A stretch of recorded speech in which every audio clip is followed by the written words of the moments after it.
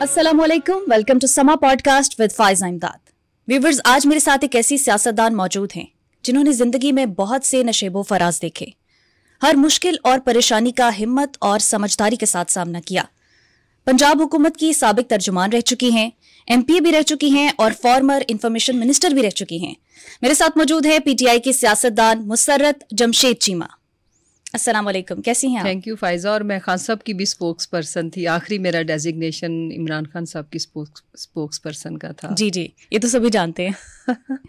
बहुत सियासी जारहाना सियासी कारकुन आप रही हैं। हाँ। तो ये जो है, ये आपकी अपनी शख्सियत थी या आपने मुखालिफिन के लिए रवैया अपनाया था?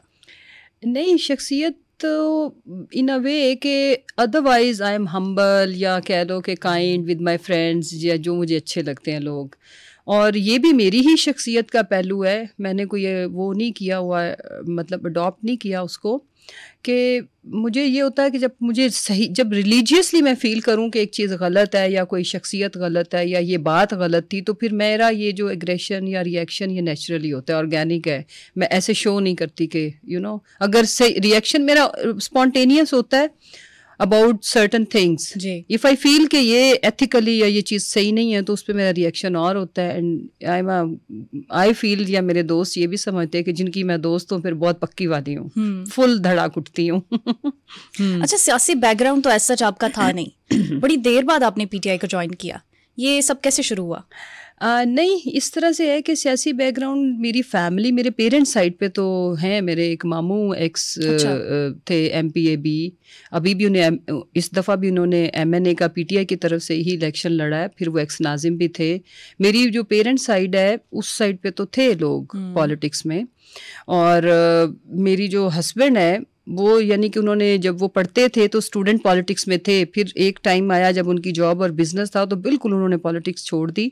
तो चीमा साहब की वजह से ही मैंने PTI ज्वाइन की, because he join PTI first. तो इनके 1-2 माह के बाद फिर मैंने ज्वाइन की। चीमा साहब को आप कहाँ पर मिली? चीमा साहब जी ये हमारे फैमिली फ्रेंड, मेरे अंकल के दोस्त। तो बस इस तरह से। पहले कौन दिलहारा था? जमशेद। आपको पसंद किया, प्रपोजल भेजा? हाँ। पहले कोई दोस्ती थी, कोई जान पहचान? नहीं, बिल्कुल नहीं, एब्सोल्युटली नहीं। फिर क्या देखा आपने चीमा साहब में? चीमा साहब बेटा माशाल्लाह कमिटमेंट वाले हैं। फ्लर्ट नहीं है कि कोई भी लड़की या औरत इस चीज़ से कि बंदा अगर आपको लाइन मारने की बजाय वो सीधी बात शादी की आपकी फैमिली से बात करे, आपसे डायरेक्ट बात करे कि I really like you and I want to marry you, तो इस मीन्स कि वो बंदा ठीक है। पहला तो ये क्राइटेरिया।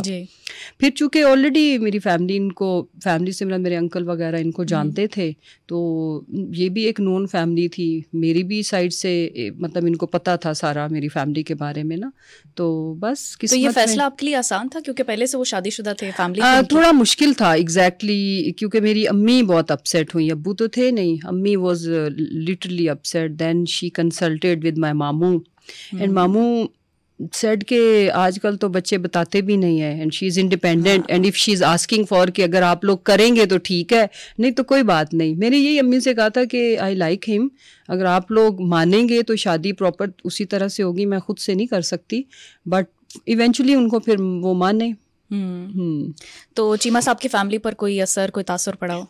नहीं, इनफैक्ट चीमा साहब की फैमिली, सच्ची बात है, वो भी बहुत अच्छी है। अगर मैं ये बात करूँ कि हमारी जो दूसरी फैमिली है तो हमारे बहुत अच्छे रिलेशंस हैं आपस में। मेरा बेटा है जो चीमा साहब के जो बड़े बच्चे हैं उसकी मतलब आपस में बच्चे एक दूसरे पे जान छिड़कते हैं। ये टू वे होता है, अदरवाइज इतनी कामयाब और इतनी देर तक नहीं चलती शादियां। चीमा साहब के बच्चे भी दे रिस्पेक्ट मी अलॉट। और हमारा ये होता है कि हम खुशी गम तो इकट्ठे ही करते हैं फायजा। हम सेपरेट घरों में रहते हैं लेकिन हमारा मिलना जुलना रहता है। जैसे चीमा साहब की बड़ी बच्ची है तो उसके बच्चे का अकीका था, तो मेरे बच्चे ने सारा वो प्लान किया कैसे। तो इस तरह जैसे ईद हमारी शुरू से ही, शादी के पहले दिन से ईद हम हमेशा चीमा साहब के पेरेंट्स के साथ करते हैं। तो इकट्ठे वो फैमिली भी होती है, हम भी होते हैं। शादियाँ उधर बच्चों की चूँकि सबकी शादियाँ हो गई हैं, बड़े हैं वो, तो एक छोटी बस रहती है। तो शादियों में मैं इस तरह प्रॉपर पार्टिसिपेट करती हूँ हर चीज़ में। वो लोग भी अच्छे हैं। तो फैसलों में आपका मशवरा भी लेते हैं? Yes of course. वो बच्चे भी अच्छे हैं वो मेरी रिस्पेक्ट करते हैं। मेरा बच्चा उनसे बहुत अटैच है। हाँ। कितने बच्चे हैं आपके, क्या करते हैं? मेरे 2 बेटे हैं फायजा। एक बड़ा बेटा 12 साल का है आहिल, छोटा बेटा 11 साल का है आरिश। तो अभी तो दे बेटा पढ़ रहे हैं, और जो बड़े बच्चे हैं हमारे, वो भी हमारे मेरे ही बच्चे हैं। वो जो बेटी है वो बाहर से यूके से माशाल्लाह पढ़ी है, तो वो बाबा के साथ बिजनेस में होती है। उससे छोटा बेटा है, वो भी बच्ची भी मैरिड है, और अनफॉर्चुनेटली उसके हस्बैंड की अभी पिछले दिनों डेथ हुई है। तो यंग बच्चा, बड़ा हमारी फैमिली के लिए वो सेटबैक था। डेथ कैसे हुई? अचानक बेटा उसे कोई मेडिसिन रिएक्शन कर गई, उसे ये जैसे कोई इन्फेक्शन हुआ, इट वाज वायरल, और फिर इट वाज सडन। और इसके बाद बेटा है, बेटे की भी शादी हो गई हुई है, फिर एक बेटी है, उसकी भी शादी हो गई हुई है। जो सबसे छोटी है, शी इज़ इन ऑस्ट्रेलिया। उसने वहाँ से पढ़ा है, तो आजकल जॉब कर रही है। बस वो उधर से एक रह गई है उसकी, अब हमने इंशाल्लाह शादी करनी है। तो ये हमारी फैमिली लाइफ इस तरह की है। 2 साल से आपकी फैमिली जो है वो मुश्किल वक्त से गुजर रही है। तो ऐसे में वो पॉलिटिकल अपने मामलात को लेकर चलना, फिर फैमिली को संभालना, ये किस कदर मुश्किल है आपके लिए? फ़ायज़ा, बड़ा हमारी पूरी फैमिली ने मतलब ट्रेजेडीज़ हुई हमारे साथ इस सारी एपिसोड में। मतलब दूसरे बच्चों के साथ ये हुआ कि बड़ी बच्ची है हमारी, उसके हस्बैंड के साथ ये ट्रेजेडी होना, फिर चीमा साहब की ओपन हार्ट सर्जरी का हो जाना, फिर आहिल के हेल्थ इश्यूज़। तो अगर मैं ये कहूँ कि काफ़ी लंबी आजमाइश हम स्टिल काट रहे हैं। इनफैक्ट लोग तो पता नहीं, वो कुछ लोगों की मुझे समझ नहीं आती, जी बुरा वक्त था तो ये कर दिया, अच्छा वक्त। अभी अच्छा वक्त हमारे लिए तो हरगिज़ नहीं है। देखो, मेरे बेटे के ट्रीटमेंट के लिए मैं बाहर जाना चाहती हूँ, मैं और जमशेद। फिर भी वैसे भी मैंने जब जमशेद की सर्जरी हुई तो बड़ी दुआएं मांगी कि मैं बाहर जाऊँगी उम्रा करने, मन्नत मांगी या जो भी, तो नहीं जा पा रहे। जमशेद की भी मैं चाहती हूँ कि कुछ हम चेकअप वगैरह बाहर से ही कराएं। ओपन हार्ट सर्जरी के बाद मैं थोड़ा ज़्यादा कॉन्शियस शायद हो गई हूँ। तो अभी तो रिक्वेस्ट है कि हमने तो वापस इधर ही आना है, हमारा बिज़नेस इधर है, बाकी बच्चे इधर है, घर बार सब कुछ। और मैं और जमशेद तो ऐसे हैं कि हमारा तो बाहर एक मरला भी नहीं है, हमारी कोई जायदादें बाहर नहीं है, कुछ भी नहीं है। चाइना में हमारा बस बिज़नेस है, बट ये है कि मेनली तो हम पाकिस्तान से ही सारा कुछ करते हैं। तो इतनी फुर्सत भी आपको नहीं मिलती कि आप जाकर इलाज करवाने? नहीं बेटा, फुर्सत की बात नहीं है, हमें ECL में डाला हुआ है। ईज नहीं किया जाता ना, हमें जाने नहीं दे रहे, हमें बाहर चूँकि केसेस हैं। और अभी भी मैंने बहुत कोशिश की है कि किसी तरह से नाम निकले, और क्योंकि कुछ कंट्रीज़ के वीज़ा की रिक्वायरमेंट होती है that you need a character certificate from police station. तो पुलिस वाले तो हमें नहीं दे रहे क्योंकि केसेस बहुत हैं। अच्छा, खान साहब कहते थे कि आप एजुटेशन की सियासत में खुश रहती हैं, फिर जल्द से जुलूस, धरने, और फिर आपने बड़ी समझदारी से अरेस्ट से भी खुद को बचाया। अरेस्ट से तो मैं नहीं बची, मैं अभी 4 अक्टूबर को, बल्कि मैं तो इतनी बेवकूफ़ हूँ कि सारे अंडरग्राउंड हो गए। तो आई वॉज ऑन ड्यूटी 9 मई को भी, तो हम लोग अरेस्ट हो गए। अदरवाइज फ़ोन बंद करके अगर हम हाइड आउट में चले जाते। और एजुटेशन की सियासत को कोई भी जो नज़रियाती कारकुन होता है ना, ये बात किसी हद तक ठीक है कि ये इधर एक शुगल में मेरे जो कोलीग्स और फ्रेंड्स हैं, उन्होंने कहना कि ये मसलन जब खान साहब ने हमारे पिंडी के जलसे में अनाउंसमेंट की असम्बलियाँ तोड़ने की, तो वो मेरा एक चैनल ने वो कवर भी किया, तो मैं एक्साइटमेंट में खड़ी हो गई। तो सबने कहा कि तुम्हें, उस वक्त मैं मिनिस्टर थी, तो उन्होंने कहा तुम्हें इतने शौक हैं कि तुम्हारी मिनिस्ट्री जाए, गवर्नमेंट, तुम MPA भी ना रहो और यू आर लाइक एक्साइटेड। मैंने कहा नहीं, उसकी वजह यह है कि हम चूँकि एक नज़रिए को फॉलो करते हैं, उसके लिए ये MPA होना, ओहदा होना, वजारत होना मैटर नहीं करता। अल्टीमेट गोल हमारा ये है कि जिस चीज़ के लिए हम ये स्ट्रगल कर रहे हैं, क्या हमने वो अचीव की कि नहीं। तो अभी तो इस वक्त हमने कहा कि उसका कोई खाली वजारतों में बैठने से तो काम नहीं चलेगा। तो इस टाइप की मेरी सोच है। अच्छा, फिर आपने दुखी दिल से एक प्रेस कॉन्फ्रेंस की थी, तब क्या एहसासात थे आपके? फ़ायज़ा, मेरी ज़िंदगी का वो सबसे मुश्किल वक्त था, उस कुर्सी पे बैठना, और जिस ट्रॉमा से हम लोग गुज़रे पिछले 18 दिन से, या जो कुछ हमने फेस किया, वो कोई आसान नहीं था। और वहाँ बैठ के मतलब सोचो कि जिस पार्टी के साथ इतनी जज्बाती वाबस्तगी भी हो नज़रिए के साथ, और ये अनाउंसमेंट मेरी ज़िंदगी की सबसे मुश्किल बात थी।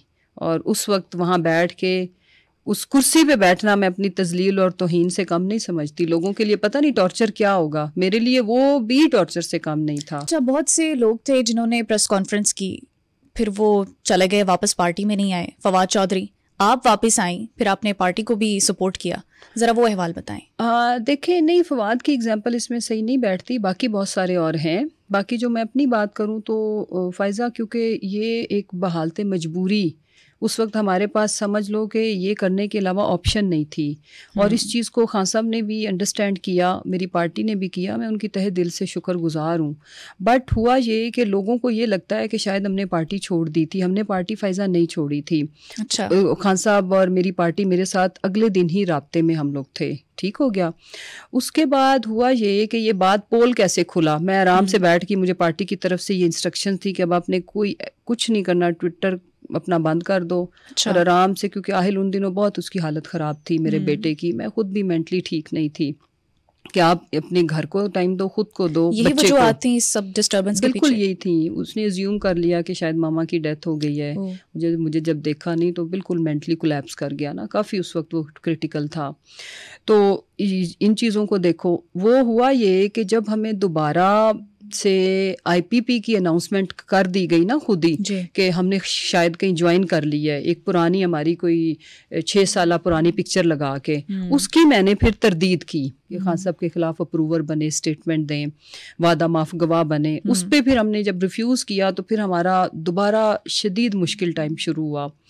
हमें अंडरग्राउंड जाना पड़ा, ठीक। हमें दोबारा से हमारे घर पे रेड्स हुई, हमारे कारोबार को बंद किया, तबाह किया। फिर हमारे गाड़ियाँ वाड़ियाँ मेरी ले गए जो घर में उस वक्त खड़ी थी। अच्छा। हाँ, और उसके बाद हमारे रिलेटिव्स पे के बच्चे उठाए। तो रिकवरी दोबारा फिर की गई?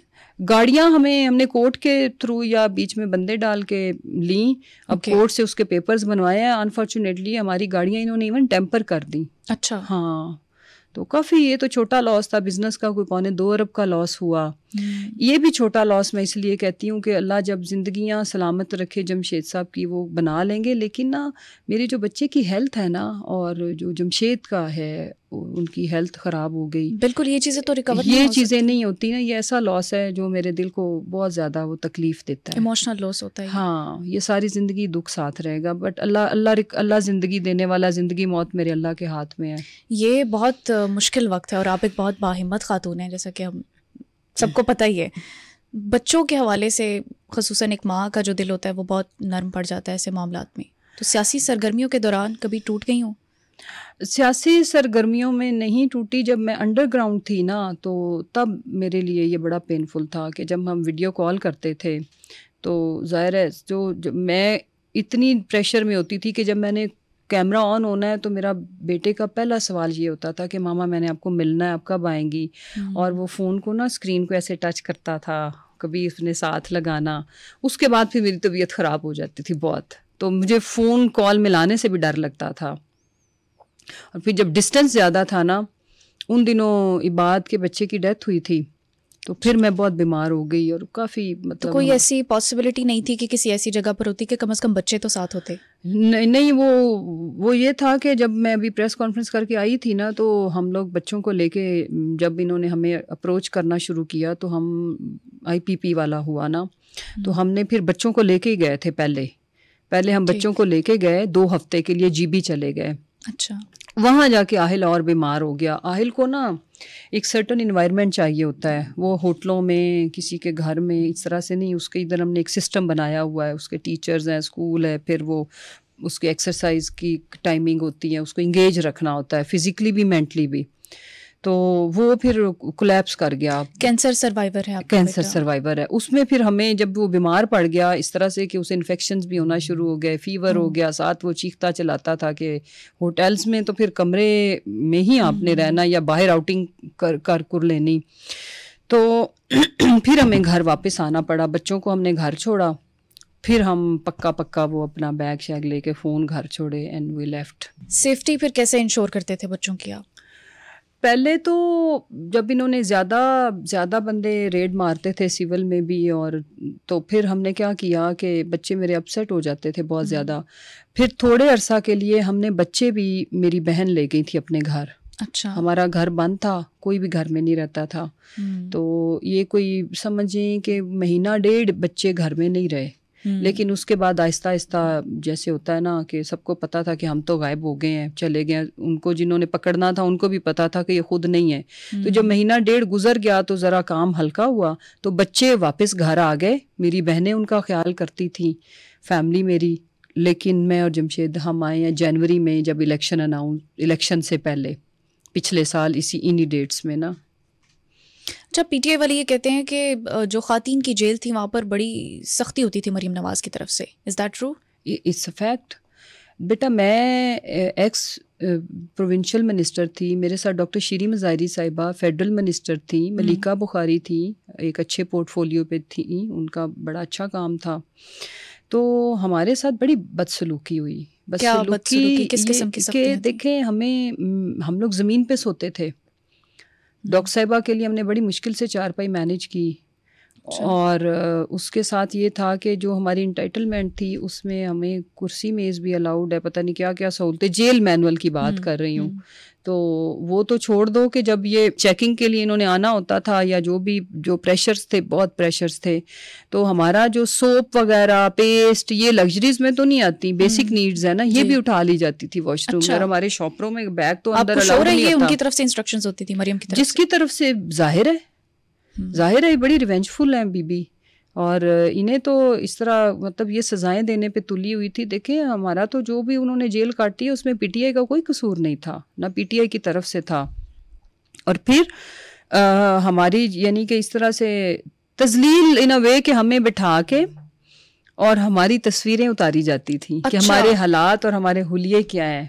हाँ। अच्छा, आपके साथ और कौन कौन? डॉक्टर यास्मीन राशिद? नहीं, डॉक्टर यास्मीन तो लाहौर थी। हम जब पहले 9 मई में अरेस्ट हुए तो अभी मैंने जो 43 डेज की जेल काटी है तो डॉक्टर साहिबा इधर थी अडियाला में, कोट लखपत में। तो तब इधर वो थी, बट पहली वाली जो हमारी जेल थी वो हम उधर थे अडियाला।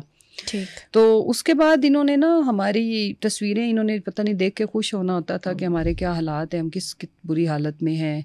तो पहली दफ़ा तो डॉक्टर साहिबा ने बड़ा रिएक्ट किया, डॉक्टर शीरीन ने, कि हमने नहीं बनवानी। फिर वो जो पुलिस का अमला था, देवर क्राइंग कि हमारी जॉब चली जाएगी, हमारी तो कोई गलती या कसूर नहीं है। उनकी मतलब पता नहीं किसकी तरफ से डिमांड थी, मरियम हमें क्यों इस हालत में देखना चाहती थी।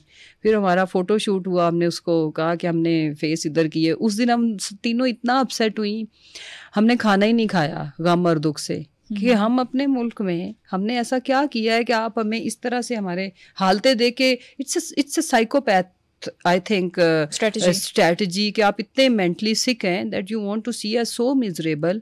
तो डॉक्टर साहिबा फिर मुझे कहती, मैं एक शर्त पे मानूंगी, मुझे कहती हैं कि मैं फिर ये हमारी फेसेस और हमें उस तरह से नहीं।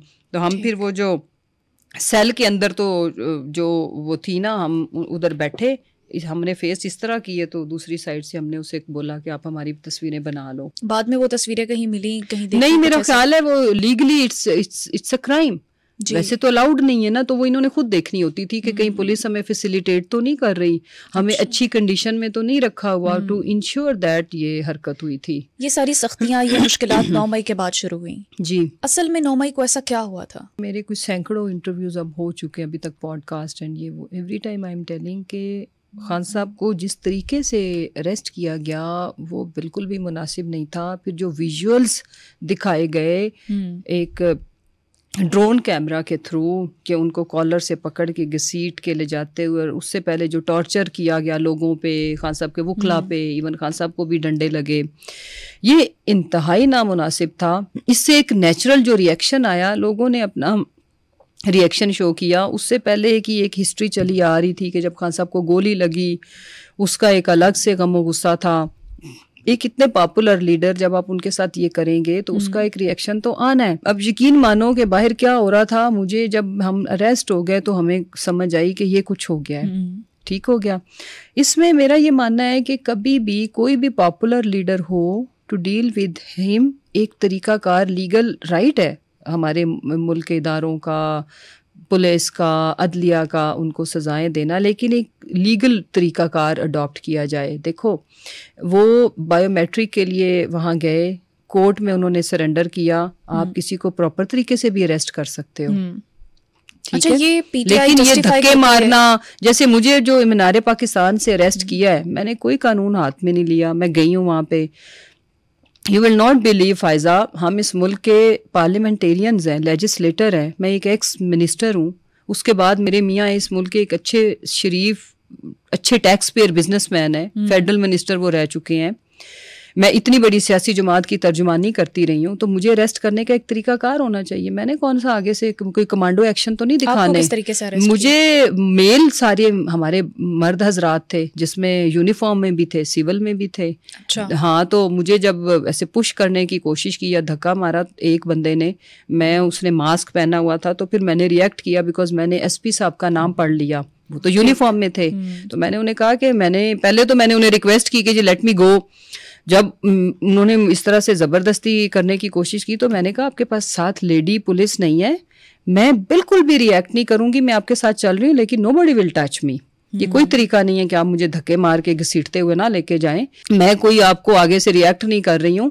मतलब लेडीज पुलिस नहीं थी उनके साथ, और जो ये सलूक करते हैं ये नहीं होना चाहिए किसी के साथ भी।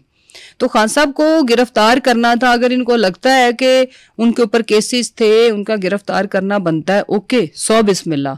लेकिन आपने जो तोड़ फोड़ की, जो आपने मार कुटाइयाँ की, जो घसीटा तजलील की इतने बड़े पॉपुलर लीडर की, तरीकाकार गलत था और उसका एक रिएक्शन आया पब्लिक में। अच्छा, ये पीटीआई जस्टिफाई करती है कि ये अरेस्ट का जो मामला था, फिर कॉलर से पकड़कर और फिर जख्मी करके, इस तरीके से नहीं होना चाहिए था। दूसरी जानिब अली अमीन गंडापुर है, वो ये कहते हैं कि 9 मई कहीं ना कहीं पार्टी की गलती थी। ये उनकी कोई पर्सनल स्टेटमेंट थी या पार्टी की स्टेटमेंट थी? नहीं बेटा, देखो मैं एक बात बताऊं, 2 चीज़ें हैं। ये हमारा बयानिया नहीं है, इसके विजुअल्स हैं, और वो ऊपर से जो ड्रोन कैमरा था वो पीटीआई के सोशल मीडिया का नहीं था। उधर तो हम चिड़िया पर नहीं मार सकती।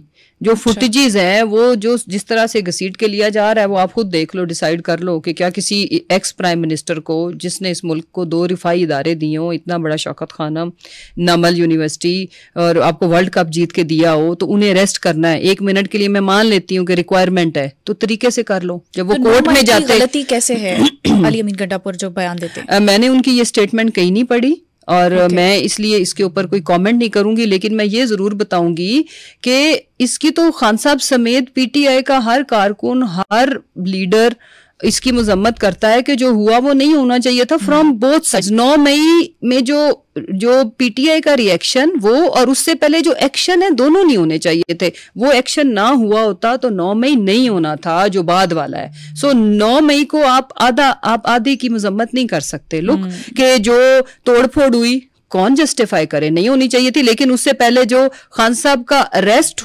इतनी तजलील से हुआ कि उसके नतीजे में वो एक रिएक्शन आया, तो दोनों चीजें नहीं होनी चाहिए थी। पहली चीज ना होती तो दूसरी उसके नतीजे में ना होती। ये मेरा पर्सनल मौकफ है। ठीक।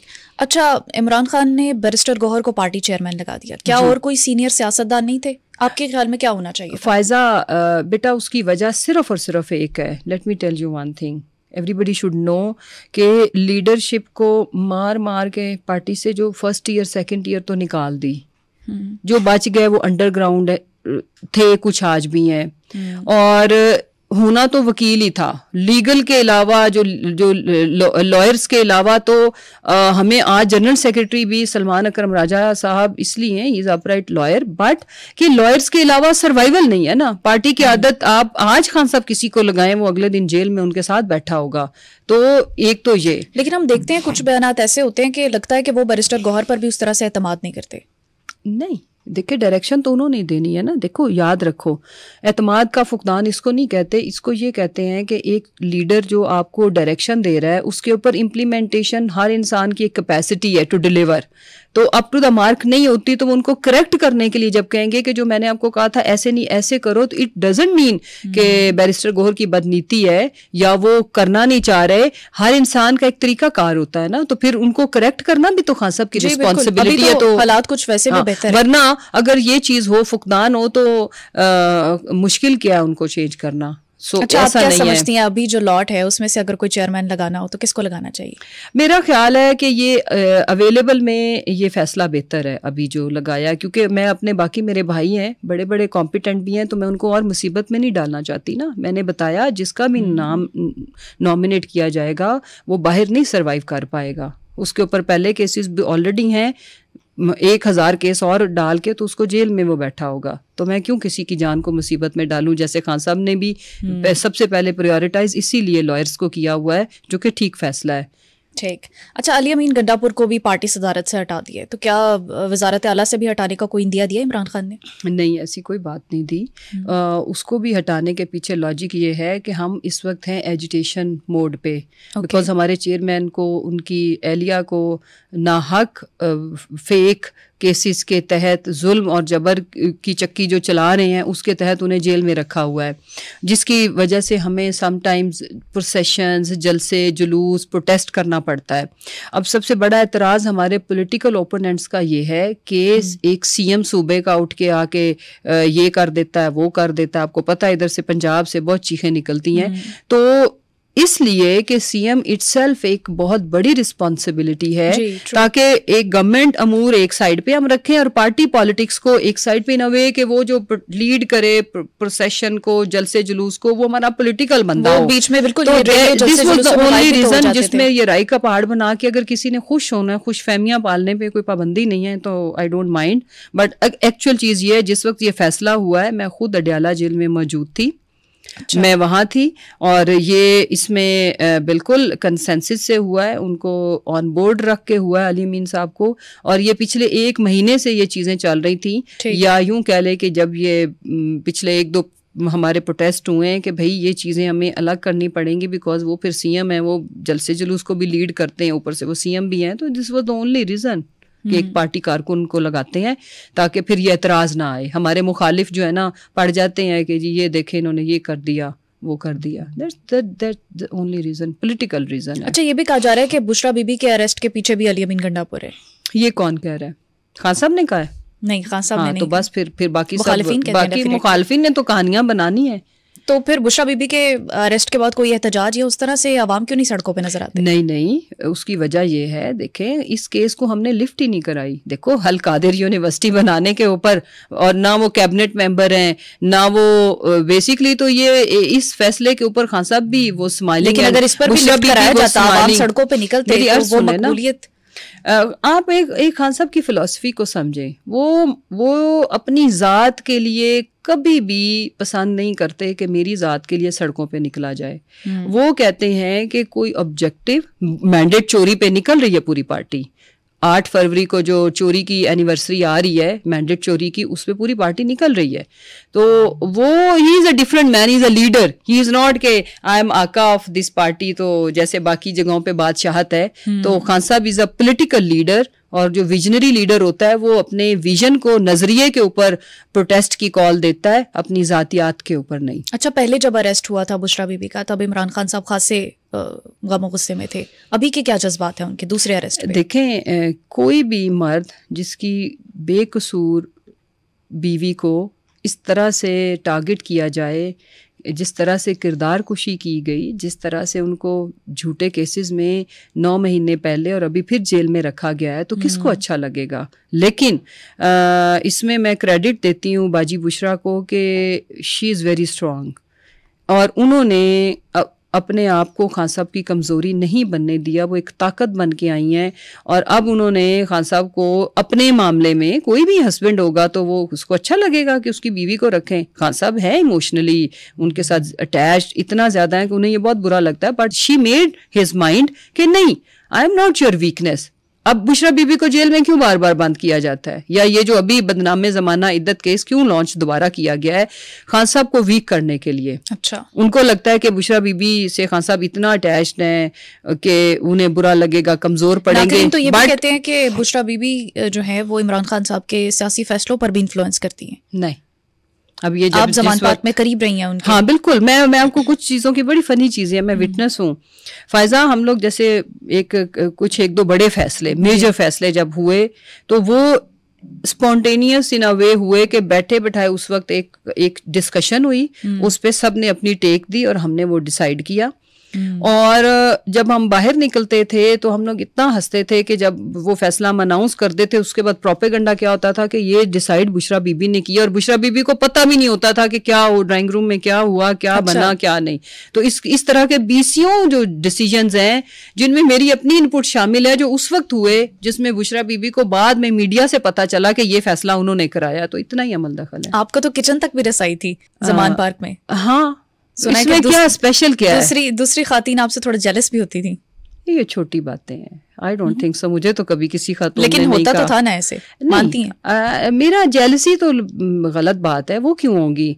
क्योंकि सारा दिन बेटा मैं उधर भूखी प्यासी सुबह से लेके हम रात लेट हो जाते थे, तो हाँ मुझे अलाउड था कि अगर मैंने कोई चाय कॉफी लेनी है तो यस, ये बात सच है। बट आई डोंट थिंक मेहमान नवाजी भी करती थी आप?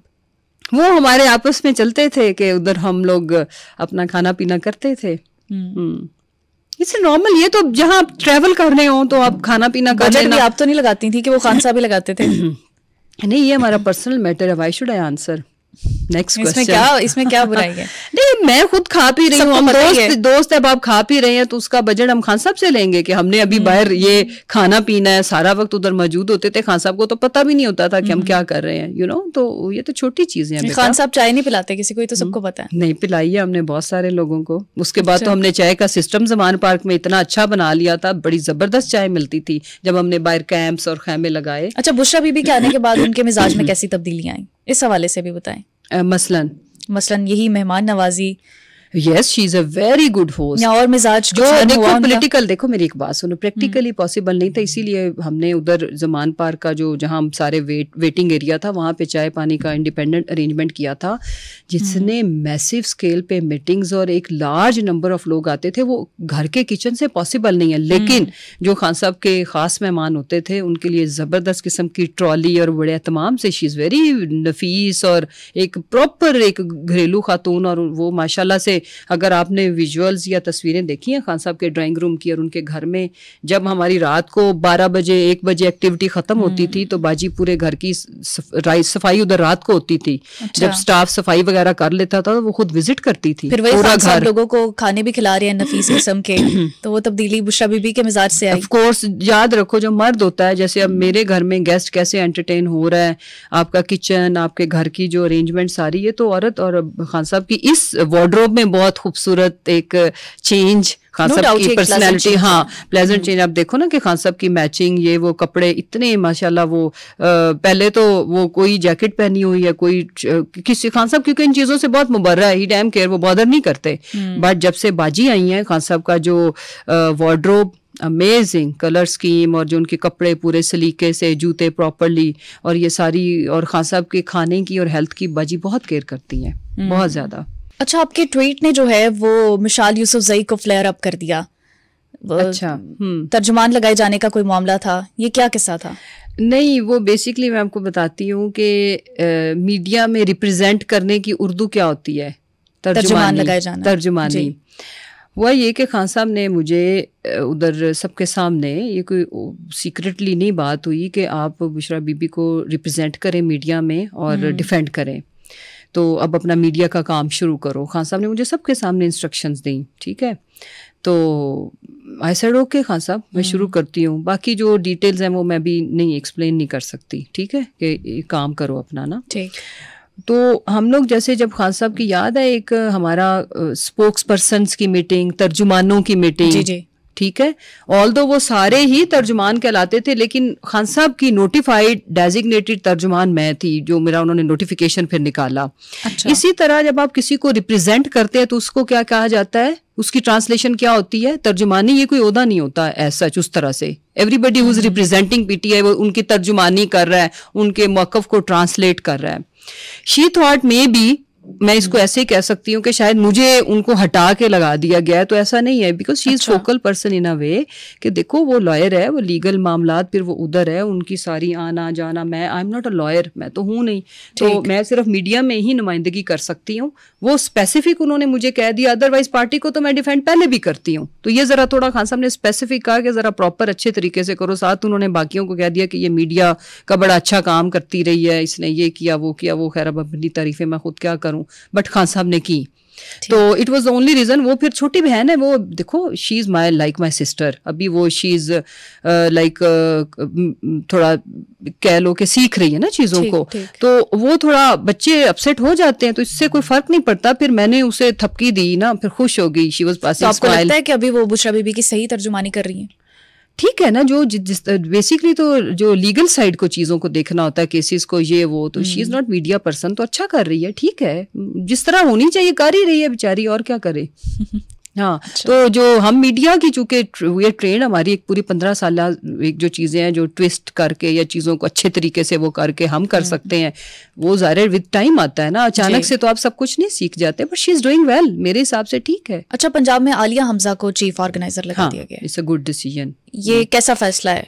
कोई ओहदा आपको नहीं ऑफर किया गया इस नहीं, देखो मैंने कौन कौन से ओहदे पे काम नहीं किया, और हमेशा हर वक्त ओहदे के लिए नहीं काम करना होता। ये भी एक इट्स लाइक आपकी डेप्थ और आपकी पार्टी के साथ अटैचमेंट, इन चीज़ों से भी पता चलती है कि आप ओहदों के लिए काम कर रहे हैं या ओहदों से मुबर्रा एक नज़रिए के लिए काम कर रहे हैं। दूसरी बात ये कि देखो आलिया ने बड़ी मुसीबत काटी है, और ट्रस्ट मी, जिस तरह से एक वो सिंबल ऑफ रेजिस्टेंस बनी, तो एक आलिया को ओहदा दे के आपने जितने भी कारकुनान हमारे जो जिन्होंने कैदोबंद की सोबते से ही जिन्होंने सफ़र किया, इट्स अ मैसेज। क्योंकि देखो हर एक को तो ओहदा मिलना भी नहीं होता, इतनी बड़ी फॉलोइंग है, इतने हज़ारों लोग हैं, तो आप कुछ लोगों को ये फैसला दे के ये मैसेज देते हैं कि yes we know your sacrifices and I was the one. जब ये आलिया वाले लोगों का फैसला हुआ, मैं उधर ही थी, and I supported this decision, I am telling you. मैंने इस फैसले की तायद ना सिर्फ की, सपोर्ट किया कि यस ये अच्छा फैसला है। And I was the one, by the way, लोगों ने मुबारकबाद का बाद में ट्वीट किया, मैंने पहले ही कर दिया था क्योंकि मुझे पता था कि ये होना है, ठीक है। तो थोड़ा सा कमेटी बननी थी, पेंड हुआ, तो मैंने, लेकिन अडयाला से जब मैं निकली तो मैंने उसको कंग्रेचुलेट कर दिया। आप मेरी टाइम, मुझे बड़ा अच्छा लगा कि आप मतलब दूसरों के लिए इतनी नेक ख्याली रखना और फिर उनको पुश करना, ये हर किसी के जो है वो मिजाज नहीं बेटा, उसकी वजह ये, लुक मैं एक हूँ मुसर्रत, मेरी किस्मत में एक ही कोई चीज है, वो मेरा रोल अल्लाह ने लिखा हुआ है, और अगर मैं इस काबिल हूँ तो वो मेरा कोई मुझसे छीन नहीं सकता। पहले अपनी काबिलियत पे कॉन्फिडेंस होना चाहिए। बाकी इतनी बड़ी जमात है, इसमें आपको हजारों लोग चाहिए डिफरेंट रोल्स में, और हर रोल अगर मैंने लेना हो तो फिर तो मैं कहूँ ये भी नहीं होनी चाहिए, ये भी नहीं होना चाहिए, ये भी खराब है।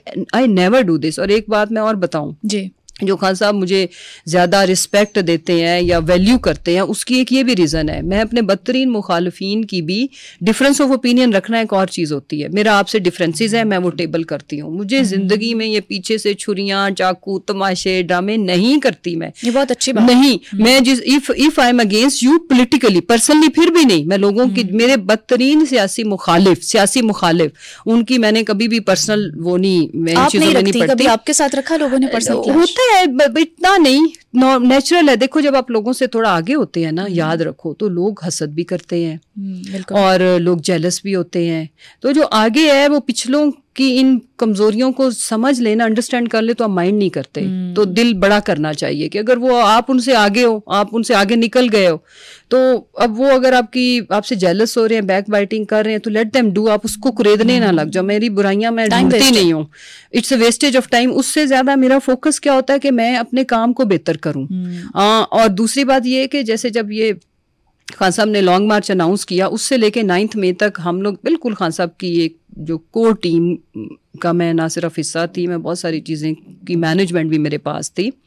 सो मेरी हमेशा कोशिश क्या होती थी, सियासत में अच्छा सियासतदान वो होता है जो जोड़े, जो लोगों को रिपेल करे, ठीक है। वो तो लीडर वो है जिसके पीछे चंद लोग हैं या चंद लोगों की एक्सेप्टेंस हो, राइट जी बिल्कुल। बड़ा लीडर वो है जिसके पीछे बहुत लोग हों। और आप कैसे सियासतदान हो जब आपको हर एक से प्रॉब्लम हो। हर एक से प्रॉब्लम होने वाला लूजर होता है, और वो कम ज़र्फ भी होता है। हर एक की अपनी मेहनत होती है, हर एक ने अपनी मेहनत और किस्मत का लेना है। पहले मेहनत थी तो उसको किसी चीज़ के लिए नॉमिनेट किया गया, फिर उसकी लक। तो लोगों के लिए गड़े खोदना, हसद करना, वो ना बने, ये ना बने, मैं इन चीज़ों में मैं इन चीज़ों में अल्लाह से डरती हूँ। वो शायद ना देख रहा हो। अगर एक का मेरिट है, इंसाफ की बात क्या है कि उसकी एक स्ट्रगल है, वो डिजर्विंग है, कोई भी हो, उसका नाम आलिया हो, उसका नाम जुनैद हो, कोई भी हो, सनम तो भी आप, यस ऑफ कोर्स, कोई भी हो, यू नेम एनी, तो आप कौन होते हैं अल्लाह की तकसीम में उसमें दखल अंदाजी करने वाले, नंबर 1। दूसरी बात ये है कि फिर अगली बात है, जो खुद इनसिक्योर होता है उसे सबके आने से ही प्रॉब्लम होती है, उसे किसी एक से नहीं होती। He is problematic for all, और इवेंचुअली वो अपनी पार्टी के लिए प्रॉब्लमेटिक बन जाता है। पहले वो उसका नेगेटिव इम्पैक्ट उसकी अपनी ज़ात पर, फिर वो अपने लीडर का भला नहीं कर रहा, वो अपने लीडर को उसकी टीम मेंबर से दूर कर रहा है, जो बंदा उसके लिए फ्रूटफुल हो सकता है उनसे दूर कर रहा है, यूटिलिटी पर काम नहीं कर रहा वो। मैं हमेशा ये कोशिश करती थी, मैं बता रही हूँ 9 मई की जो मैनेजमेंट जब हमारे पास थी, कि ज़्यादा से ज़्यादा मुश्किल वक्त है इस वक्त, हमें ज़रूरत है लोगों की, तो जोड़ा जाए। तो मेरे जो जिन लोगों को, बड़े लोग बेचारे परेशान होते थे कि पता नहीं हमारा अंदर क्या, सियासी मुखालिफ भी तो होते ही हैं, आपको पता ही होता है जिससे आपके डिफरेंसेस हों, तो वो बेवकूफ़ लोग इतना डरे परेशान रहते थे। तो वो जब 1-2 दफ़ा ऐसे इंसिडेंट्स हुए कि मैंने उनके सामने जब उनको प्रोजेक्ट किया या उनकी तारीफ़ कर दी इवन 1-2 स्पीचेस में, तो it was shock for them, they were discussing in their offices कि हैं इसने तो मेरी तारीफ़ कर दी है, क्यों? तो मैंने कहा ये बातें इनको समझ में नहीं आएंगी कि खान साहब को ज़रूरत है भाई उनकी, तो मैं अगर अपने एक मकाम पे सेटल हूँ तो मैं उनके लिए क्यों करूं प्रॉब्लम? उनका एक वो रोल है जिसके लिए मुझे भी लगता है कि ये रोल ठीक कर रही हैं, भले वो मेरी मुखालिफ हैं या नहीं है, तो इससे क्या फ़र्क पड़ता है? एक्नॉलेज करना चाहिए। अच्छा, आप क्या समझती हैं Aliya Hamza being chief organiser in Punjab, तो उनके लिए क्या चैलेंजेस हो सकते हैं? क्योंकि पंजाब में पीटीआई पार्टी को जो है वो मैनेज करना, अरेंज करना इटसेल्फ एक बहुत बड़ा चैलेंज है। देखो, यस, पंजाब बहुत बड़ा सूबा है और ये आलिया के लिए बहुत बड़े एजाज़ की बात है, फ्रेंकली स्पीकिंग। ऑल दो नीचे उसके रीजन्स हैं, लेकिन she will look after whole Punjab. तो और पंजाब से देखे पीटीआई उस तरह से निकलती भी नहीं है। हाँ, उसकी वजह फस्तायत है ना आपकी मैडम सीएम जो है, जो जुल्म करती हैं, जो वो छापे पड़वाती हैं, अभी कोई स्पेशल फोर्स बनाने चल पड़ी हैं, तो फस्तायत पंजाब ने बड़ी बर्दाश्त की है। तो इसलिए खाली ये कहना कि कोई निकलता नहीं है, जितना पंजाब वालों ने सहा है ना, हमें पता है, मैं खुद पंजाब में रहती हूँ, हम तो सांस भी लेते हैं, तो 4 FIR उसके नतीजे में। तो क्या कुछ चैलेंजेस हैं? चैलेंजेस ये हैं कि एक तो ये है कि देखो वो एक पॉलिटिकल प्रोसेस के तहत ऊपर आई है, वर्कर है वो, कोई अचानक से उसे ओहदा नहीं मिला, समझ आई? तो जो मेरी उसके बारे में बेस्ट विशेस भी हैं कि खातून है, एक खातून होने के नाते मेरी ये ख्वाहिश है और दुआ भी है, जिसमें मैं उसको सपोर्ट भी करूंगी कि वो कामयाब हो। औरतों के लिए पॉलिटिक्स के अंदर ऑलरेडी बहुत बड़े चैलेंजेस होते हैं ना, एक मेल डोमिनेटिंग सोसाइटी, ऑल्दो हमारे सारे अपने हैं, भाई हैं, फिर भी टैबूस तो है ना कि औरत लीड नहीं कर सकती, तो औरत ये नहीं कर सकती। तो मेरा ये मानना है कि उसका कामयाब होना सब औरतों के लिए ज़्यादा ज़रूरी है। मैं I always think like this. तो उसके लिए मेरा जितना भी मैं उसमें ऐड कर सकी, उसकी आसानियाँ बनाने में, उसकी मुश्किलें कम करने में, मैं डेफिनेटली दूंगी, भले उसे पता हो या ना हो। एक चीज़। दूसरी बात ये है कि इस वक्त चैलेंज बहुत बड़ा है, तो चैलेंज में अगर आप अच्छा परफॉर्म कर जाए ना, तो फिर आप लीडरशिप तो ऐसे ही फिर निकलती है और पनपती है। तो it's a big challenge because Maryam की हुकूमत है पंजाब में, फस्तायत एट पीक है, और जहाँ तक मुझे उसके लिए एक्सपेक्टेशंस हैं या मेरी दुआ है या मेरी विश है कि वो कामयाब हो, तो डेफिनेटली उसमें I will play my role. तो अब आलिया साहिबा को भी अब टीम बनाने की ज़रूरत तो है, और आप जैसी सीनियर और समझदार कोवर्कर हो, तो कैसा रहेगा ये? लुक, अभी फ़िलहाल इस वक्त मेरी जिम्मेदारी जो खान साहब ने लगाई है ना, वो मेरी पहले वाली जो माजी वाली जिम्मेदारियाँ हैं वही उसी से रिलेटेड है। तो I will initially focus on that. इस वक्त वो वक्त की ज़रूरत भी है। देखो, इन्होंने फिर बुशरा बीबी को और खान साहब को जिस तरह से अटैक करना शुरू कर दिया, तो मैं उस एक में, मैं हर जगह वैसे टांग नहीं अड़ाती, मैं थोड़ी एक्सीलेंस पे बिलीव करती हूँ कि आप एक काम पकड़ो, उसको अच्छे से करो, और ओहदा मैटर नहीं करता। मैंने जिन ओहदों पे काम किया है उसके बाद मेरा नाम काफ़ी है, और मेरे ऊपर खान साहब ने जो जिम्मेदारी लगाई है वो काफ़ी है। उसके लिए ये टाइटल होना चाहिए तो ये नहीं। और खान साहब ने हमें जो सिखाया है कि लीडर जो होता है वो सेल्फलेस होता है, वो ओहदों का मोहताज नहीं होता, वो उसकी परफॉर्मेंस बता देती है अपने लीडर को भी, वर्कर को भी नज़र आ जाता है कि किसकी क्या कैपेसिटी है। इंशाल्लाह जब खान साहब बाहर आएंगे तो वो जिस रोल में मजीद मुझे देखना चाहेंगे, एक उन्होंने रोल तो ऑलरेडी दे दिया है, बात तो काम करने की है, तो एज ए वर्कर काम करने में थोड़ी इंजॉयमेंट भी ज्यादा रहती है। कि मैंने हमेशा ही, मैं यहाँ तक बहुत बड़े बड़े ओहदे लेके तो नहीं आई, एज ए वर्कर आई हूँ ना। ओहदे तो मुझे पार्टी ने बख्शे, आई एम थैंकफुल। मेरी सारी क़यादत की, जैसे मैं पंजाब की इंफॉर्मेशन सेक्रेटरी, फिर उसके बाद इंफॉर्मेशन मिनिस्टर, फिर मैं खान साहब की स्पोक्स पर्सन तक का सफ़र, तो इससे बड़े ओहदे फिर क्या है? कुछ भी नहीं। अच्छा, आपकी शख्सियत के बड़े पॉजिटिव पहलू मेरे सामने आए गुफ्तगू करते हुए। आपने जैसा कि कहा कि आप उस बंदे को जिसने वो काम किया होता है आप क्रेडिट करती हैं, तो मरीम नवाज साहिबा के बारे में आप क्या सोचती हैं? पंजाब में हाँ। जिस तरह से वो काम कर रही हैं और तालिबात का जो रिस्पांस है वो ओवरवेलमिंग है, क्या समझती हैं? थोड़ा ज्यादा नहीं ओवरवेलमिंग, ये वो तो अगर नेचुरल वे में होता ना तो अच्छा लगता। बेसिकली मैं मरियम के बारे में हमेशा शुरू से बात कर रही हूँ कि उनकी जो मीडिया की जो स्ट्रेटजी है वो बिल्कुल पैथेटिक है। तो तालिबात का रिस्पांस नेचुरल नहीं है? नहीं, देखो बेटा, इसलिए नेचुरल नहीं है कि देखो एक आप सीएम बने हो, खुशी की इंतहा होती है ना कि एक इतने बड़े सूबे की, उस दिन आपकी एक सिटिंग एमपीए वो आपको गले मिलने के लिए आती है और आप उसको ऐसे झटक देते हो। तो मीडिया स्ट्रेटजी उनकी ठीक नहीं है, या और उसके बाद आप इतना इस तरह नेचुरल हो ना जैसे कोई वाकई मिलना चाह रहा है,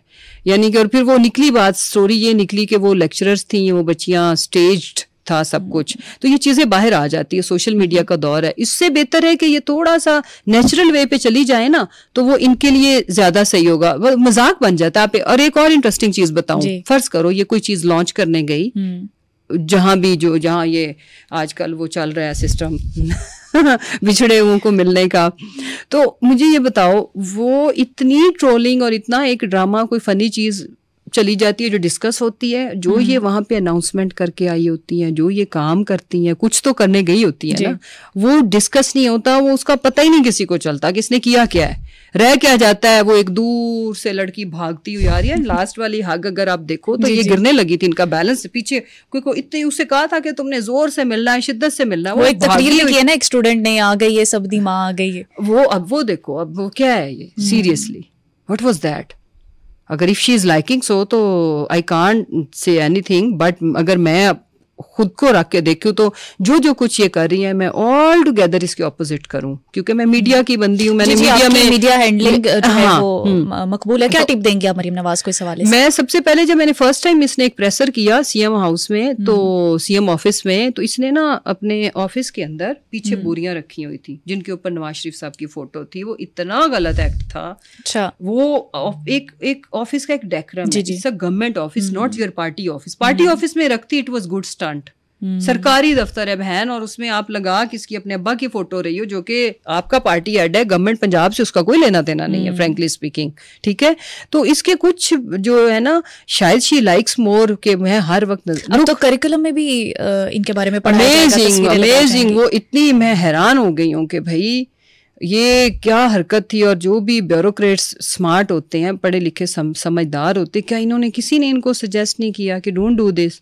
फिर मैं मसलन आप हॉस्पिटल बना ही रही हो, कैंसर का ही शौक है कि खान साहब को compete करना है, कुछ चीजें बहुत फनी कर रही हैं, कुछ नहीं मेजोरिटी में, उसमें जी मैं इसका नाम रखूंगी क्योंकि खान साहब ने बनाया था अपनी अम्मा के नाम पे, मैं अपने अब्बा के नाम पे भी। वो उसके पीछे स्टोरी ये कि she died with cancer, right. और कैंसर का खान साहब को पता चला कि आई एम लाइक मैं तो अफोर्ड करता हूँ, लंदन से ट्रीटमेंट हुआ, कितना पेनफुल, कितना महंगा, तो मैं गरीबों के लिए बनाऊं। आप एक तो चैरिटी बेस्ड नहीं है, आप खुद नहीं बना रही हैं, यानी कि जो आपका जाती उम्रा का जो बिजनेस है उससे नहीं बन रहा, या फंड रेजिंग करके नहीं, इट्स फ्रॉम गवर्नमेंट का पैसा जी। तो गवर्नमेंट के पैसे के ऊपर तो मैं ये खुद समझती हूँ कि हमें अपने नामों से चीजें नहीं लॉन्च करनी चाहिए, because it's a tax payers money, तो इट डजंट लुक गुड। ये तो एक हमारा जो सोच है, बट उस पे भी आप कोई रेलिवेंस नहीं है। अल्लाह जिंदगी दे उनको, आपके वालिद को, वो भले चंगे हैं, अल्लाह उन्हें कभी ना करे खुदा ना खास्ता किसी को भी कैंसर हो, किसी को भी हो, तो वो तो उनका कैंसर से कोई लिंक नहीं है। तो आप कह रही मैंने नवाज शरीफ रखना है, फिर कैंसर हॉस्पिटल में कहती हैं मैंने शॉपिंग मॉल होगा।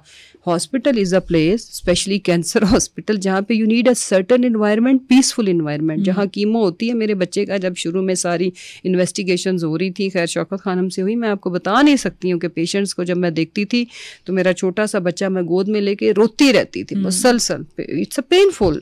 उधर आप लोगों ने स्विमिंग पूल एंजॉय करने आना है, जिसने उधर उसी ने आना है ना जिसका पेशेंट है, जिसका बेटा है, बाप है, माँ बहन भाई, तो उनके लिए तुम शॉपिंग मॉल बना रही हो कि कैफे तक समझ आती है कि they can have a good food, जैसे शौकत खानम में है, बट समटाइम्स ओवरडू।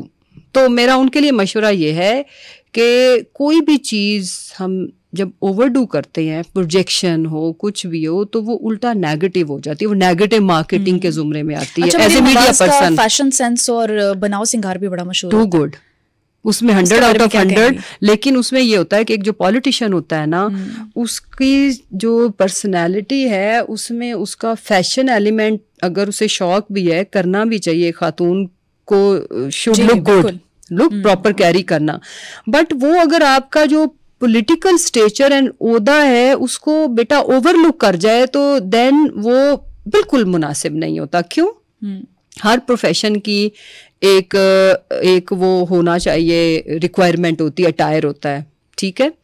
अब डॉक्टर अगर हॉस्पिटल में आपके हुलिये में चली जाए तो एक तो उसको टाइम कितना लगेगा, क्या डॉक्टर अफोर्ड करती है कि बाल कर्ल्स करके फुल मेकअप करके, तो वो इसी तरह पॉलिटिशियन का पहले सोबर एंड सीरियस स्टेचर, ये पहले लोग अब एक ब्रांड एम्बेसडर का नहीं, और फिर इतने गरीब मुल्क के साथ जब आप होते हैं अटैच, तो आप में एक हम्बलनेस होनी चाहिए कि मेरा मुल्क गरीब है, और सादगी का एलिमेंट, फैशन सेंस होना अच्छी चीज है, उसको आप सिंप्लिसिटी के साथ करो तो it will look good. She is already pretty enough, but उसमें क्या है जी, she looks more brand ambassador, like मतलब प्रॉपर एक ऐसे ब्रांडेड शॉप टाइप ना, सारी चीजें ब्रांडेड पहन लेना भी अच्छा नहीं होता। ये ओवरऑल ये वाजे हो रहा है कि उनको एक अवामी अंदाज अपनाना चाहिए। अवामी अंदाज भी एक चीज, मसलन टू मच ब्रांड्स ओवरलोडेड, अगर उन्हें फिर भी नहीं रहा जाता तो एक वक्त में स्टाइलिंग के लिए ये है कि एक चीज ले लेना महंगी वाली या वो, ठीक है, ताकि बाकी चीजें नॉर्मल हो। जोड़ा डिजाइनर का, उनकी तर्जमान कहती है 500 का है, लुक हाउ मतलब इंटरेस्टिंगली कि इतना तो मेड का जोड़ा नहीं आता, 500 में मुझे बताओ कोई चीज आती है? स्टिचिंग भी नहीं रही, महल्ले की स्टिचिंग भी 500 नहीं है। तो उसके बाद मतलब के टू मच, मतलब जो शी शुड। अच्छा, आप ब्रांड कॉन्शियस हैं? मैं brand conscious in a way कि मैं आई लाइक ब्रांड्स, बट मैं कॉन्शियस इन अ वे नहीं हूँ। क्वालिटी के लिए कॉन्शियस होना, मैं ब्रांड कॉन्शियस, मैं ब्रांड्स बहुत यूज करती हूँ, ऐसा नहीं है कि मैं ये तो गलत होगा, मैं करती हूँ, लेकिन मैं एक ब्रांडेड शॉप नहीं दिखना चाहती कभी भी कि मेरी वो जो एक जात है। मसलन उसमें फिर एक और चीज है कि आपको कभी पॉलिटिकल लीडर ये होता है कि जब सैड चीजें हैं तो आप जैसे हो उस हुलिये में भी चले जाओ। आप मुझे हर तरह के हुलिये में आपने देखा होगा, लेकिन ये अफोर्ड करने की सेंस में नहीं आ जाता। अगर मरियम नवाज अफोर्ड कर सकती हैं तो जो ब्रांड्स उनको अच्छे लगते हैं, बड़ी अच्छी बात है। अच्छा ठीक है, मेरी बात सुनो, आप जा रहे हो अफसोस के लिए, किसी भी पूरी दुनिया में एक कलर कोड्स हैं, ड्रेस कोड्स हैं, that you should like nude makeup कर लो, ऐसे ही है ना, जो मेकअप के बगैर कुछ लोग नहीं, उनको कैमरा फेस करना होता, ठीक है, बट आप एक्रेलिक वाले लंबे लंबे नेल्स, प्रोफेशनल लेडी को तो इस तरह के नेल्स वैसे ही वो काम क्या करना, लिखा नहीं जाता उनसे ठीक तरह से। मुझे जिंदगी में पहली और आखिरी दफा मेरी शादी पे उन्होंने लगाए थे, उस पर भी मैंने मना किया था कि प्लीज डोंट डू दिस। फिर अपनी अपनी चॉइस होती है, नेचुरल लंबे हैं, प्यारे हैं, फिर भी मैं वो उन्होंने फिर भी लगाए तो मैंने मना किया। और मैंने जब सुबह वो उतरे तो मुझे सुकून आया। मुझे नहीं पता वो कैसे काम, प्रोफेशनल लेडी कैसे इनको कैरी कर सकती है। फिर उसके बाद एनीवेज मतलब ये है कि if she likes, okay, affordability की बात तो नहीं है। अब हमें ये देखना चाहिए कि क्या जो वो जितना फैशन करती हैं, क्या उनकी इनकम इतनी है, मतलब इनकम रिलेट करती है आपके हस्बैंड की आमदन से। तो कैप्टन साहब तो मेरा ख्याल है कुछ नहीं कमाते, वो एक अलग बहस है, उसमें हम नहीं पढ़ते।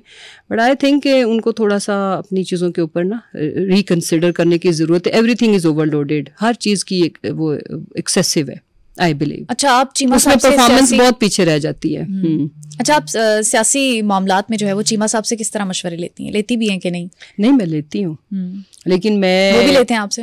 मैं पॉलिटिकल ओपिनियन अबाउट कुछ चीज़ों को लेकर के या किसी कुछ शख्सियात को लेकर के, उसमें मैं अपना माइंड अप्लाई करती हूँ। मेरी अगर किसी के बारे में एक ओपिनियन या सोच है तो मैं उसमें किसी को डोमिनेट नहीं करने देती। बट वहाँ आपकी शख्सियत से लगता है आप डोमिनेटिंग है। तो बाकी ये है कि मैं बिल्कुल उनकी, आज भी मैं इवन, आप ये मानेंगी, लोगों को लगता है कि हम बहुत, जो पॉलिटिशियन खवातीन होती हैं बिल्कुल खामदों की नहीं सुनती। मेरे केस में ऐसा हरगिज नहीं है। लेकिन मैं कल भी एक अपना, मेरे मीडिया के भाई था, उनसे फोन पे बात कर रही थी, तो उन्होंने उनके सामने मैंने उन्हें बताया, मैं मुझे डांट पड़ गई है कि ये बात इतनी लंबी क्यों कर ली है, ये करो। तो वो मुझे गाइड करते रहते हैं गाय बगाए मेरी चीज़ों को। मेरी मीडिया की जो टॉक्स वगैरह होती हैं, मेरे इंटरव्यूज समटाइम्स अगर सुन लें तो उसमें जो मैंने गलतियां की हूँ तो वो पॉइंट आउट करते हैं और मैं उनको करेक्ट भी करती हूँ।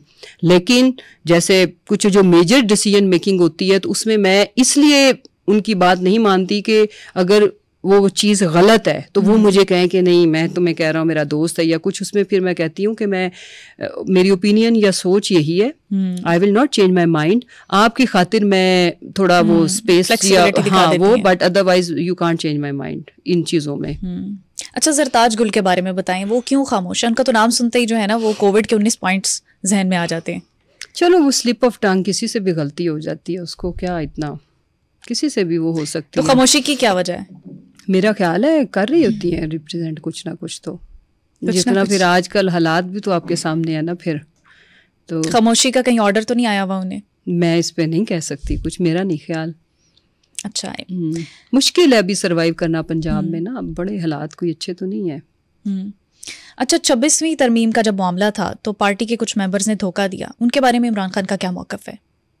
देखो खान साहब जो है ना, जो he is a different leader now, कि एक तो ये है कि हम सब का ही खैर जो कुछ हुआ है, सब्र और हौसला तो बहुत बढ़ गया है ना, पेशेंस लेवल इंक्रीज़ हो जाता है ऑटोमेटिकली आपका। अल्लाह ने इंसान को की अडेप्टेबिलिटी इस तरह की रखी है, वो अडॉप्ट करता है चीज़ों को।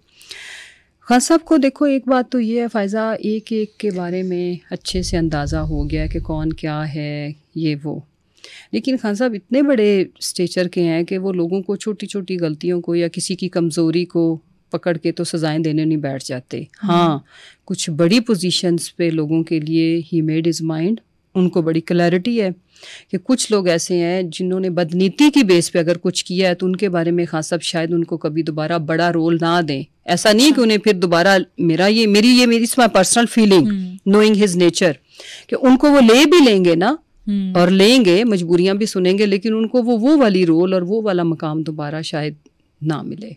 ठीक। अच्छा महमूद अचकज़ई, मौलाना फजलुर रहमान, इनको एज सच लूप में नहीं लिया गया, तो ग्रैंड अलायंस या अपोजिशन कह लें वो किस तरीके से फिर बनेगी? फ़ायज़ा मेरे सामने की बात है, मैं हफ्ते में 2 दिन तो उधर होती हूँ फुल डे के लिए, जब तक कोर्ट जज साहब बैठे होते हैं ऑलमोस्ट 5:30 तक।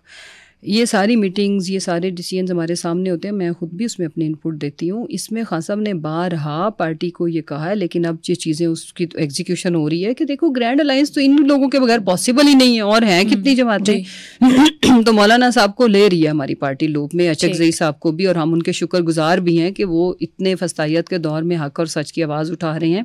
खान साहब ने भी आपको पता है जेल में उनके लिए अच्छी स्टेटमेंट भेजी थी, तो खान साहब is respectful to them now.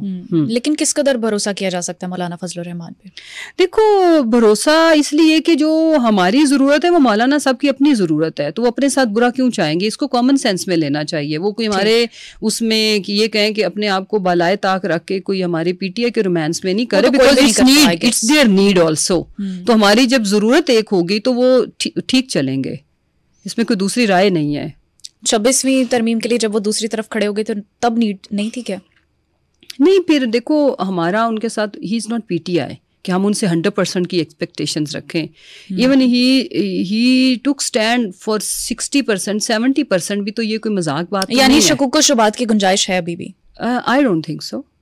Look होता ये है कि एक पार्टी ये है, एक पीटीआई जेयू आए है, अब उनकी अपने थ्रेशोल्ड्स हैं कि उन्होंने 100% तक जाके स्टॉप लगाना है या 80 गेन करके स्टॉप लगाना है, तो इट्स क्वाइट एक्सेप्टेबल। ये हमने उनको खरीदना नहीं है, उनके माइंड को नहीं हमने कंट्रोल करना। It's a mutual understanding about few things हो जाएगी, फ्यू थिंग्स पे वो फ्लेक्सिबिलिटी शो करेंगे, शायद हम रेजिस्टेंस शो करें, तो it's quite okay for both parties. अच्छा आखिर में ये बताइए कि डोनाल्ड ट्रंप से सपोर्ट की कोई उम्मीद है इमरान खान को, और वो कब जेल से रिहा हो रहे हैं? हरगिज़ नहीं, उन्होंने इस तरह की कभी कोई वो, बल्कि ना जब हम उनको मतलब के सारे बाहर जो ट्विटर पे सोशल मीडिया पे जो कुछ हो रहा होता है जब हम बताते तो बहुत हंसते हैं, खासा बहुत इंजॉय करते हैं ना। इनफैक्ट लुक हमारा पहले दिन से और आज के दिन तक जो स्टांस है वो समझने की ज़रूरत है। जहाँ तक ह्यूमन राइट्स की वायलेशन है वो पाकिस्तान में इस वक्त तक एट पीक है। एक पॉलिटिकल पार्टी को दीवार से लगाना, उसका मैंडेट चोरी करना ओपनली, कोई ढका छुपा नहीं है। फिर हम जो भी एक पुरअमन प्रोटेस्ट करते हैं उसके ऊपर ये 26 नवंबर का मैसेकर आपके सामने है। इस तरह it's a series of victimisation की एक दास्तान हुई ना पिछले लास्ट 3 ईयर से।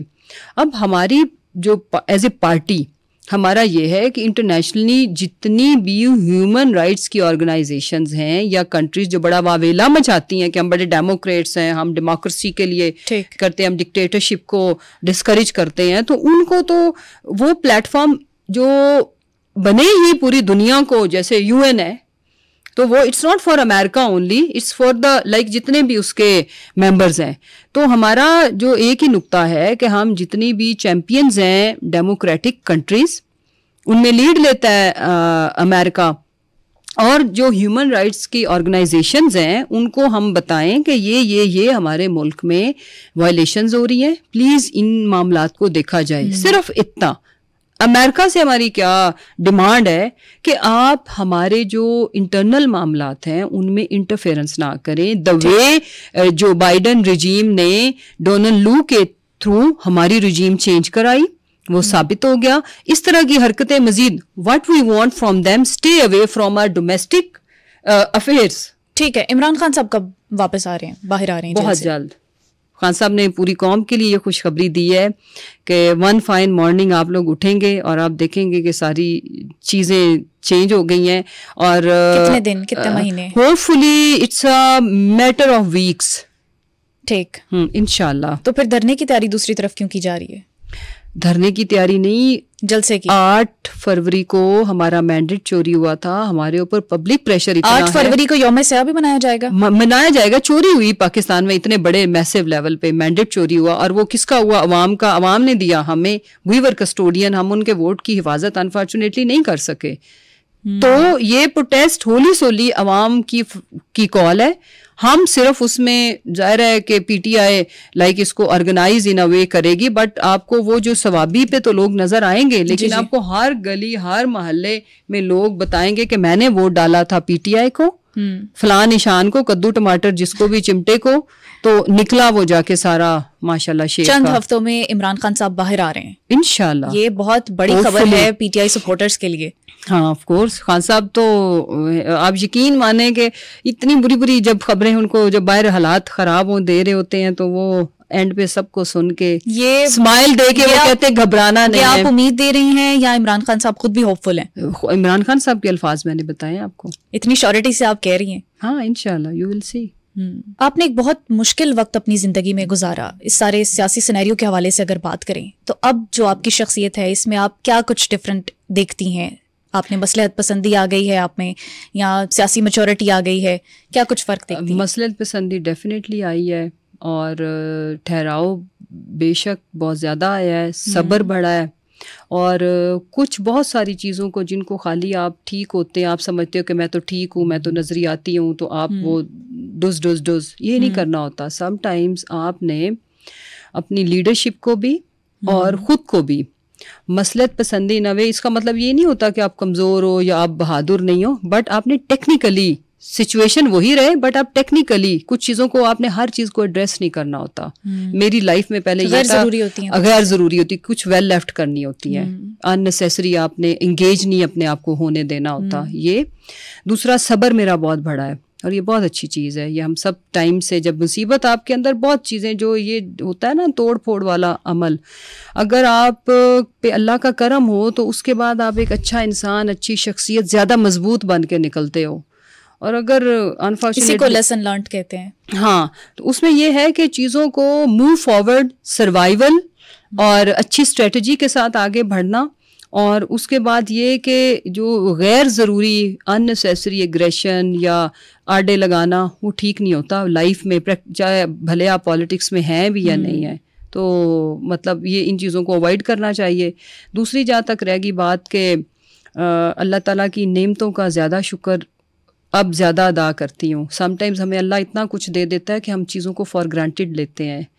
तो जैसे घर का पीस ऑफ माइंड और अपनी इतनी नेमतें, ऐसी ऐसी ब्लेसिंग्स अल्लाह ने दी होती जिनको, मसलन औलाद कितनी खूबसूरत चीज़ है। मेरी जब दूरी आई और मैं मजबूर थी कि मैं उनको मिल ना सकूँ, फिर मुझे सबसे दुनिया की बड़ी नेमत ही ये लगी।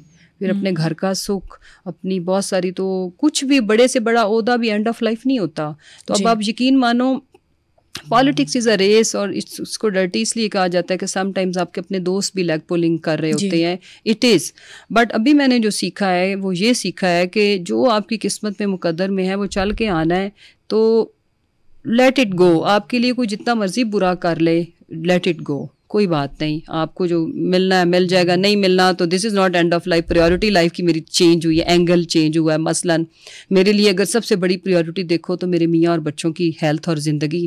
खान साहब का बाहर आना, मैं सिर्फ कहती हूँ कि वो बच्चे सर्वाइव करें और बाहर कर आएँ, क्योंकि उन्होंने लीड करना है इस मुल्क को, इस मुल्क की ज़रूरत है। He is a positive leader जिस पूरी कौम को यूनाइट कर सकता है। अभी जो हम तोड़ फोड़ का शिकार हैं, आपस में डिवीज़न का शिकार हैं, तो नफ़रतों का शिकार हैं, इसको वो हील कर सकता है। तो मेरी दो बड़ी ख्वाहिशें कि खान साहब बाहर आए, अल्लाह उनकी ज़िंदगी करे। भले मैं शायद ओदा शुदा nothing, it stands nowhere. मेरे मियाँ और बच्चों की हेल्थ और लाइफ मेरा प्रायोरिटी नंबर 1 ये, और खान साहब का बाहर आना। उसके बाद बाकी सब चीज़ें छोटी हैं, बेमायनी हैं। रोल मिल जाए ठीक है, नहीं आई डैम केयर। बहुत अच्छा लगा आपसे बात करके, और जो पॉजिटिव चीज़ मैंने आपसे सीखी वो ये कि किसी की शख्सियत में कुछ अच्छा देखें तो उसको एडमायर करें, एक्नॉलेज करें। बिल्कुल, बहुत सी बातें आपसे सीखी, सियासी गुफ्तगू भी हुई, बहुत अच्छा लगा आपसे बात करके। व्यूअर्स, ये था आज का समा पॉडकास्ट। अपनी मेज़बान को दीजिए इजाज़त। अल्लाह हाफ़िज़।